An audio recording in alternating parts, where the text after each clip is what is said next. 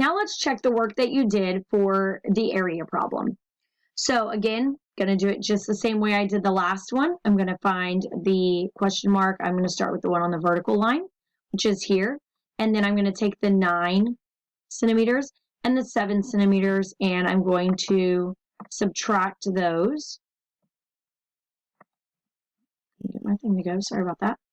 And so 9 minus 7 is 2 centimeters. So that means this question mark here is 2 centimeters. Now I'm going to do the horizontal line. So here's a question mark here.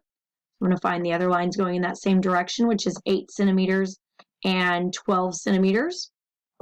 If I subtract those, 12 minus 8 is 4 centimeters. Okay, now here's where it's different. Remember, with area, I am going to use the formula now, and I'm going to divide these up into rectangles or squares or whatever, however you want to divide it. I'm choosing to go vertical again. I could have gone horizontal this way and made a real large rectangle and then a skinnier rectangle, but I'm going to do it this way. I'm going to make this one on the right my pink rectangle again. And so I need to find the area of this. Remember, the formula for area is length times width. Well, this is my width, the 7 centimeters, and my length, so sorry, I didn't drag that up there. My length is 4 centimeters because that's what we found out over here. So that's 4 centimeters. So I'm going to use 7 times 4. Well, 7 times 4 is 28 centimeters. Okay, now let's do the blue rectangle.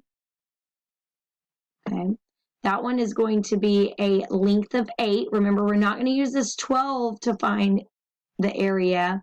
We're going to use the number on the bottom because the 12 is for the pink and the blue. So we're going to use 8 centimeters and a width of 9 centimeters. So when we do 9 times 8, we're going to get 72 centimeters. So now to find the area of the entire figure, the pink and blue together, we're going to do 72 plus 28. And that would give us 100 centimeters. So the area of this whole figure is 100 centimeters.